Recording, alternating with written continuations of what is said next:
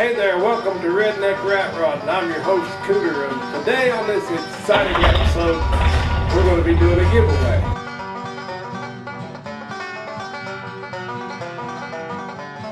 Let's take another look at that old Wisconsin engine. I've taken some old photographs and put them alongside some new ones so you can compare the two and see what you think. Howdy, RP.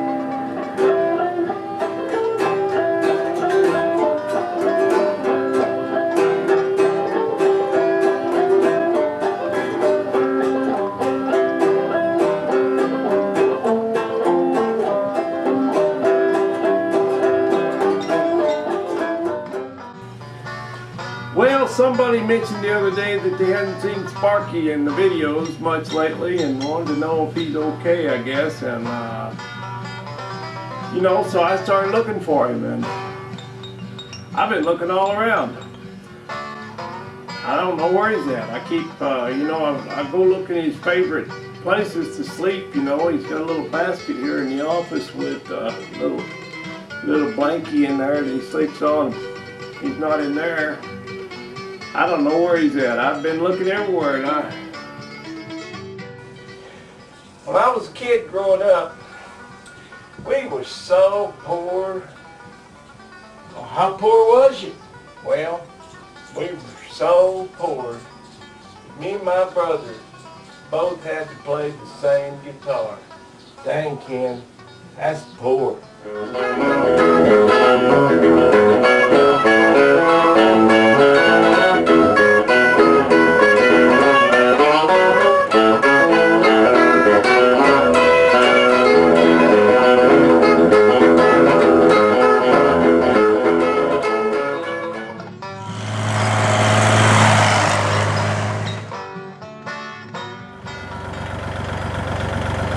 I've been cleaning up all that scrap from that old parts of the donor truck and parts of the Cadillac that I'm not using. I had it all piled up here in front of the shop and just made a big mess when everything was icy and nasty and snowy to try to move around here. But here it is, February 10th. Well, our snow's virtually gone, and down in the valley floor there is no snow. It's only a little bit left up here at this elevation on some of the slopes that don't get a lot of sunshine. But I'm fortunate that I do get all day sun over here, and I tell you what, it's almost 60 degrees. I had to actually go out and go in and change into some short sleeves because it's like the banana belt around here. I was sweating. I had little beads breaking. Somebody's gonna yell at me about the tractor going in the background. Oh boy. Boy, this day is just unbelievable. These fish are moving around. Sparky's moving around. I was out there unloading that scrap and the bees were just buzzing all around my head. Yep, I'm getting the itch, getting the fever. I have to go fire that rat rod up. Well, I'm gonna pull this thing out and get it over on the other side of the shop. Pull another rig in here. Kind of change directions a little bit here, and Brown's gonna kind of help me with a rig that we're gonna pedal. Anyway, yeah, while I'm out grafting, it's gonna give him something to do. He's bored, he wants a job, so he's gonna put a motor in a rig for me. The motor's sitting over there in the corner. Good little small block Chevy. So yeah, things happening around here in weather like this. Boy, how'd he jump back. Whoo! Sure feel sorry for them old fellers up there in Maine having to shovel all that snow. Man, that must be rough.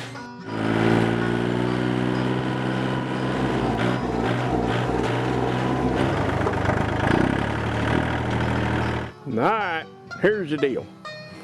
My foreman is going to be here this weekend. He's going to be starting his 29th season working for me. So I must not be too hard to get along with. he's been awfully good to me and awfully loyal, and I've tried to be awfully good to him, and there's been years that he made more money than I did, but that's okay. One of the things we're working on today is that old Subaru, that old hatchback, because Victor's going to fly up this time rather than drive, and I need something to bang around in while he takes my work truck and gets to the job site and gets things taken care of. And I'm usually out calling on clients and hauling, you know, gathering up supplies and just generally running all over the country when I'm not out there in the field chainsawing for him. So my little hatchback, we're trying to get it going today. I'm gonna bang around that old Subaru, and I could go buy something to drive, but that wouldn't be near as much fun as making that old Subaru run. You know, it's just more fun to get this old stuff on the road. Anybody ride a check, that's no fun. So I'm gonna flip this thing over and see if there's anything left in there. I don't recall what's on there and what is not. So let's get on with it. Well, it's pretty slimy out here, but I think I can get under there enough to pick it up, flip it over, maybe. We'll see.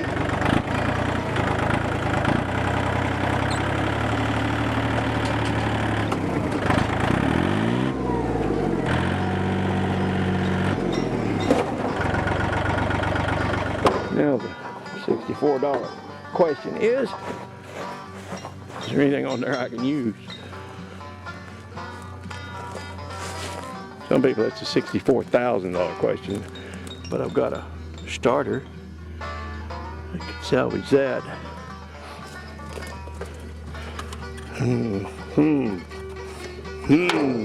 Not a whole lot for parts. Wiper motor.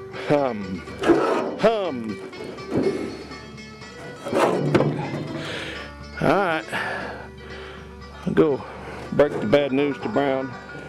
Don't think there's anything on there he can use. Well, I was just looking up the canyon here and I see I lost the S in my rust sign there. You ever lost your S on anything? I've lost my S lots of times. So there it is once more. Fell over. Gotta go fix that. Ground got soft and away they went. It looks like alphabet soup. I had this air horn on the green bean at one time, and the hose got against the exhaust and burned a little hole in it, and I pulled it off.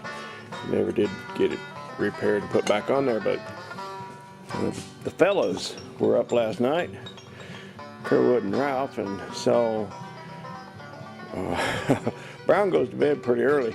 I don't know if he was sleeping or not, but we stuck that thing out the back door out behind his motorhome and blew that puppy, and I'll show you the video how he looked when he came in to address the issue. I wish I'd had the camera going when he first walked in, because those guys about rolled in the floor. But anyway, I'll add the video. We got a little footage of him. This is from somewhere back east. We don't really know where. He is happy. He's a happy, happy boy. And Davy Crockett's grandson. Yeah, Crotch Crockett. We got him out of a deep realm sleep. Yes. You know, and This is how we did it. This is how we woke him up. He was just Yeah. asleep and we went. And he was awake yelling. Got me off, man. Yeah, he come a shooting. What's about to happen next year is, as you know, I'm getting geared up for this grafting thing, and haven't used this thing in a while. Look how dirty it is. I'm gonna have to clean it up. But I buy this chain by the roll, and that way I get good chain to kind of want instead of that OSHA stuff, and it saves me quite a bit of money by buying it by the roll and making it up myself. And I've had that for quite some time. I'm sure it's probably doubled in price since I bought that, but there's quite a few feet still left on there. So Brown went through my saws, got a bunch of them ready. There's a couple we still need some parts for. And some people ask me why I have so many saws, and Well, they're old saws out of the 90s, most of them, but they're high revving saws. A lot of these are the 242 XPs, and they rev a little higher than anything out there other than a steel competition saw, which they run about $2,000, $3,000, $2,500 or so, and I don't need that. So I've got enough old parts that I keep these old saws going, and they're good saws. I need a high revving saw. It makes a nice clean cut for the grafting, and I can drop a, an 8-inch limb right off a big old apple tree and not even make an undercut. It'll be through before that puppy ever falls. I sharpen them up pretty good, and somebody asked me how I sharpen my chainsaws, and well, kind of like milking a porcupine, you do it very carefully. But the reason I have so many, I've had people, why do you have so many saws, Ken? Well, sometimes we'll split the crew. Victor's got a crew, I got a crew, and maybe another guy, if Victor's son's working with us, he might have a crew. Sometimes we split the crew 3 ways, and everybody's going to have a saw, and everybody needs a backup saw. If something happens, if you hit a nail inside the tree, or if you yank a pull cord or whatever, we got them made up, and I've got everything geared so that I can go to the saw box and grab any pull cord, any bar, any chain, and it'll fit any saw. And the reason I have so many is for backup saws if we do split the crew and go different directions, because you can't pay 15 people to stand there and watch you tinker with a saw. You gotta just grab another and keep going, keep everything moving. So that's why I have so many saws, and that's just what works for me. Okay, that's enough about that. Well, a little later today, when Brown gets back from town and when I get my chains made up for my chainsaw, we're going to see about getting this to sit on this. And I've got to roll that hose up and get it tied up under there, out of the way, and then start mounting up there the bed on this thing. And I want to talk a little bit about color. I used to like flat black, and I started going to these car shows, and I'm just tired of it. It's kind of redundant, ubiquitous, and overdone, in my opinion. Flat black is, I don't know, there's just a whole lot of it out there. And, seems like everybody and their dog and their brother and their pet coon paints the rig flat black with either red wheels or green wheels. And I really don't want what everybody else has got. So the color I have chosen for my wheels, a lot of you will like, a lot of you will hate. And I tried some things. I tried this lime green here, and I tried this a little more subtle, it's kind of an olive green.